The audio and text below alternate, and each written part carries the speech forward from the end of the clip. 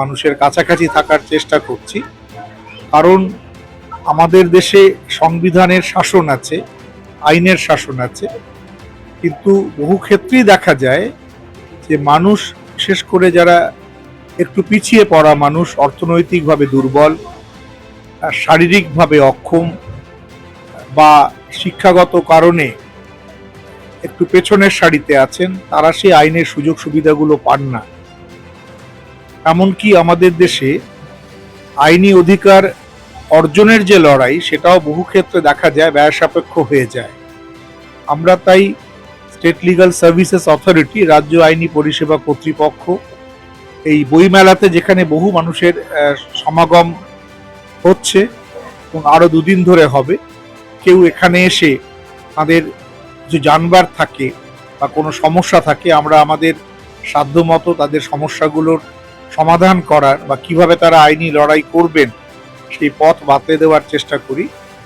আর আমি বলবো, এখানে শান্তনু রায় আছেন, যিনি একজন অবসরপ্রাপ্ত বিচারপতি।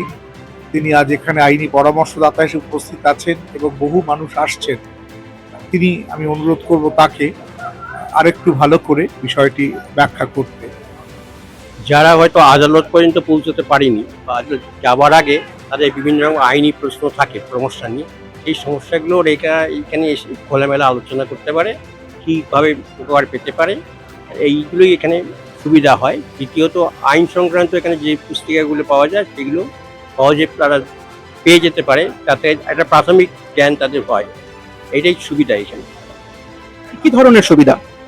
সুবিধা মানে কারা নিখরচায় আইনি সাহায্য পাবে, আদালতে যে উকিলবাবুর প্রয়োজন হয় সেই উকিলবাবু যে নিয়োগ করা হয় সেটাও তারা জানতে পারবে, এবং কী পদ্ধতিতে হয় সেটাও জানতে পারে।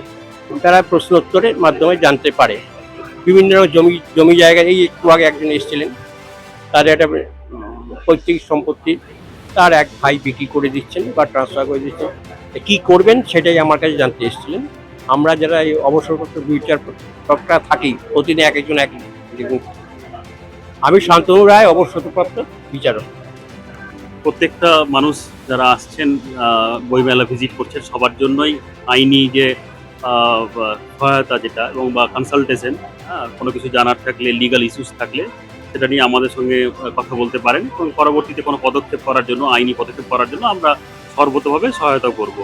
এছাড়াও আমাদের অফিসে এসে যে কোনো আইনের ব্যাপারে আমাদের সঙ্গে আলোচনা করতে পারেন, এবং যদি মামলা করার থাকে, যেমন মহিলারা বিনামূল্যে মামলা করার জন্য সুযোগ পাবেন, তাদের নিখরচায় মামলা করা হবে, মৌখিকবাবু দেওয়া হবে, বাচ্চাদের দেওয়া হবে, বয়স্কদের দেওয়া হবে, যারা এসটি এবং এসসি সম্প্রদায়ভুক্ত আমাদের যারা আছেন তাদেরকে বিনা পয়সায় মামলা করার সুযোগ দেওয়া হবে, এবং পুরুষ মানুষ যাদের ইনকাম বছরে 1 লক্ষ টাকার কম, তাদেরকেও বিনা পয়সায় মামলা করার সুযোগ দেওয়া হবে। সমস্ত রকমভাবে সহযোগিতা করা হবে। এক্ষেত্রে কি ছেলেরাও পাবে? হ্যাঁ, ছেলেরাও পাবে। যদি তার বছরে ইনকাম আয় যদি 1 লক্ষ টাকা বা তার কম হয় তাহলে ছেলেরাও পাবে।